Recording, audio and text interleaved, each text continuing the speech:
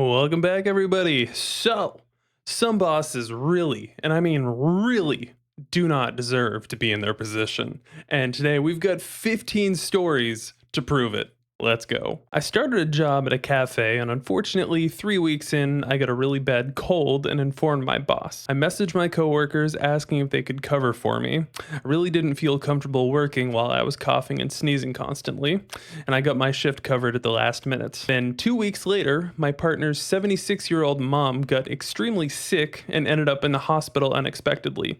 Luckily, she made it, and she's going strong today. I called my boss and told him the news around 9 p.m. while sobbing, and he had the nerve to say when he goes home, he's off the clock and doesn't want to be bothered.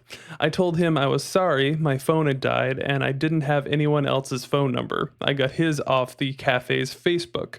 He called me a few days later and told me I should be in a position where I need to be less emotional and get through work. We are a team. Boy, I wonder what that boss's turnover rate is like with an attitude like that. Obviously, starting a job and then getting sick and having to call out kind of early on is kind of a red flag, but this boss clearly doesn't have any sort of empathy whatsoever if a family member got extremely sick, and obviously they were going to prioritize that over some cafe job that they had just started. Now, it's not clear in this story if this boss was like a store manager or if they actually own the place, but unfortunately, when you're the manager, you're kind of the point of contact when your employees don't know where else to turn. My boss attempted to reprimand me through a hateful email about being unprofessional and threatened to extend my yearly probationary period a month before it expire. I had to miss work when my two young daughters were sick and being tested for COVID.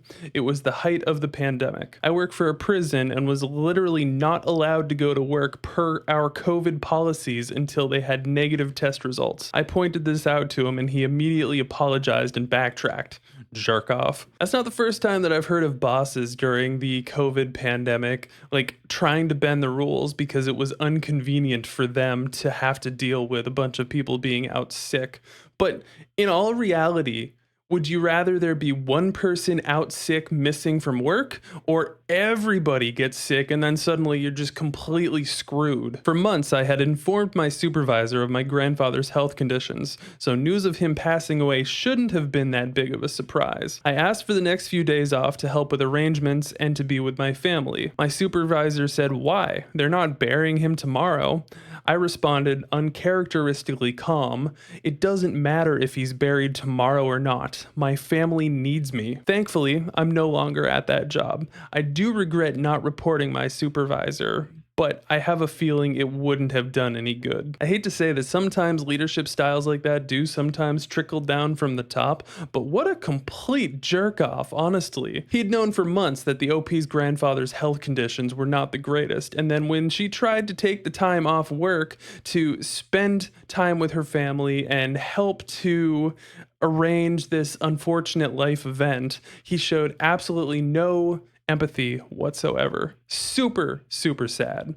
Definitely this boss should be fired. My boss was an attorney who knew I was underpaid but acted friendly towards me.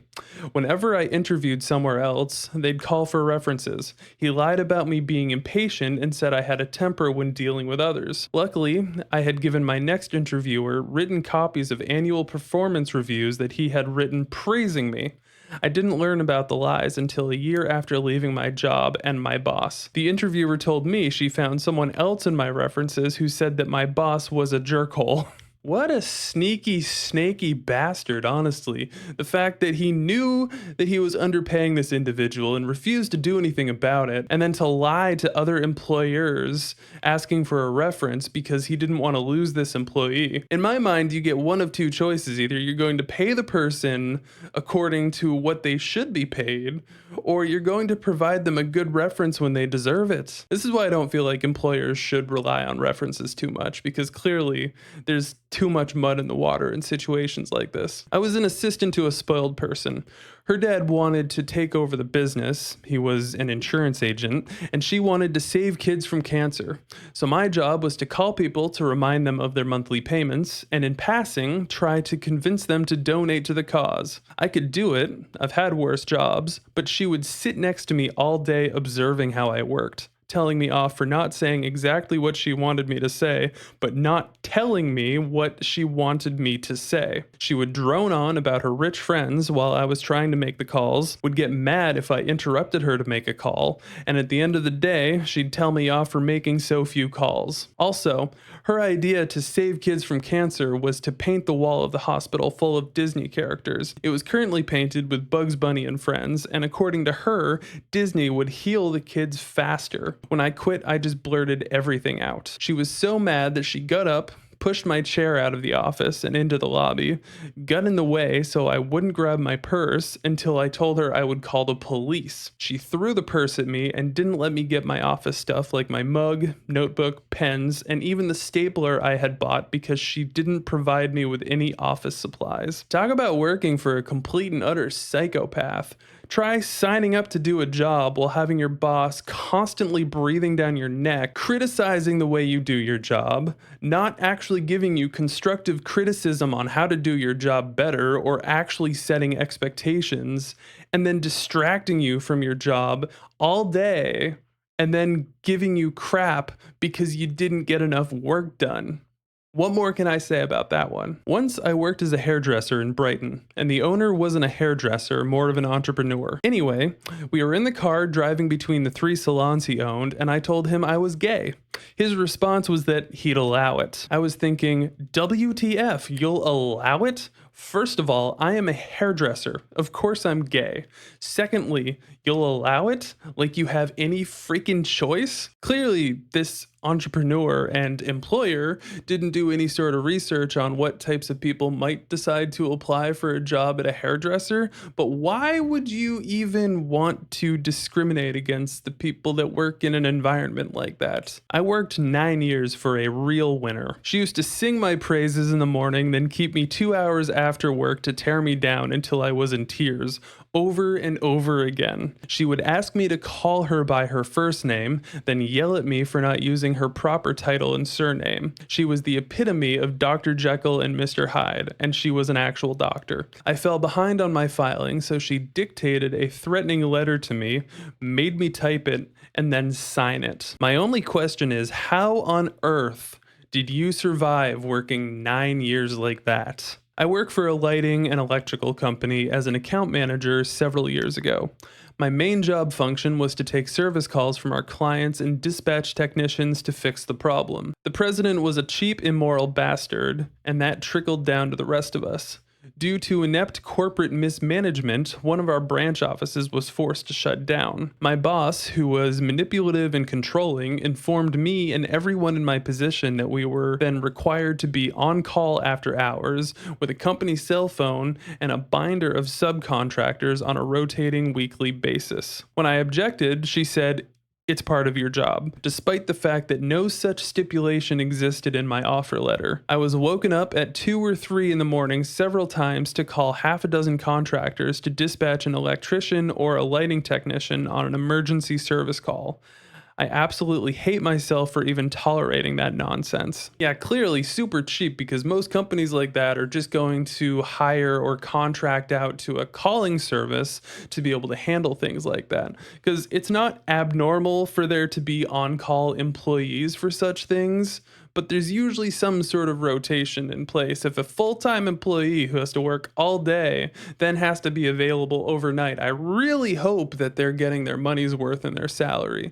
But obviously, it doesn't sound like that's the case at all. I worked in a kitchen at a retirement home. I was the morning cook and became good friends with the night cook before he got promoted to head chef. I even attended his wedding with my partner and overall had a good time. Shortly after he got promoted, he started to get more and more lazy. I'd have to stay later in the day to make sure all the orders were put away. He'd sit outside and smoke for an hour at a time. I put up with it for a few months. When I told him that my partner was pregnant and my son was due in July, all he said was, "Oh man, that better not mess up my birthday weekend." Fast forward to when my partner went into labor at 4:30 a.m. I called my boss and told him I wouldn't make it to work, seeing as my son was being born. He called me back at 5:30 a.m. asking if my son was born yet, and when I told him no, he asked if I could come in for a few hours while we waited. When I told him no, he had a hissy fit over the phone and hung up. On my first day back, he brought me into his office and wrote me up for missing shifts. I quit and thankfully got a new job right away, but it took him 3 months to give me my vacation pay, and he only did so when I went to the labor board. What a crazy bastard. The fact that you're going to be a complete lazy POS and not show your employees what right looks like in terms of expectations and whatnot. But then when your employee is in the hospital with their partner who is currently in labor, but the baby hasn't started coming yet, and you're going to ask them to come into work for a few hours, like what even is going through your mind when you come up with something like that? Dude clearly does not deserve to have anybody working for him. I worked for a veterinary hospital for 3 years, and it didn't matter how sick someone was, you had to go in. If someone called out sick, the rest of the employees would just badmouth them. I worked Sundays from 8 a.m. to 1 p.m., and when we were open for just emergencies. I was the only receptionist on Sundays, and I had to go in once with severe vertigo because I knew I'd never hear the end of it if I didn't show up. I was never late, and I never took a sick day. I was also the only one who covered for others when they couldn't work. One day, my bosses called me into the office to tell me they were taking my 8-hour Monday shift and giving it to a receptionist who had been there a long time because she needs the extra money. I quit on the spot. They were so nasty and mean for no reason at all. Yeah, I'm surprised they had anybody working for them at all, but clearly, they didn't have any problem picking favorites with certain individuals who had probably been there for a very long time. But how on earth are you just going to take hours away from somebody else and give them to another employee like that? That just doesn't even make any sense. And it's certainly not a way to build a good relationship with all of your employees to try to build some sort of loyalty there. When I worked overnight from 9 p.m. to 6 a.m., I was regularly expected to attend 9 a.m. meetings. That's 4 hours after my shift ended. They sometimes lasted more than 2 hours, but I was still expected to be back in that night on time. My managers could never understand why I hated going to those meetings. I told them it was like them, who worked a standard 9 to 5, coming in at midnight for a meeting. They still didn't get it. Working off hours blows. Yeah, well, first of all, I hope they were getting paid for that, but even if they were, clearly it wasn't worth it at all. Because after working all night like that, I don't know why on earth they would expect anybody who worked the overnight shift to have to stay 4 hours after their end time to then hang out for another 2 hours for probably what was a super pointless meeting. The more sensible thing to do would be to just have a separate meeting. One boss decided to change my job description and duties 100% with no training. He did this to try to make me quit so they could deny unemployment. That one made me cry every day before work. It was brutal. Another boss of mine fired 3 of us for refusing to do an improper entry so he could get his bonus for the quarter. Yeah, that's obviously pretty sketchy on the boss's part there. I've never really understood the not wanting to fire people for unemployment thing, because I feel like if someone gets fired because they're not performing well enough in their job duties, that there's still a way that the employer could get out of paying unemployment. And that's besides the fact that you should just be honest with your employees and actually either try to develop them or come up with an action plan for them to improve before trying to get rid of them, instead of just completely trying to change their job description and deliberately setting them up to fail. Makes zero sense. I had a store manager who didn't talk to you, but talked at you. He once asked me why the store wasn't right the night before, and I reminded him I was off duty.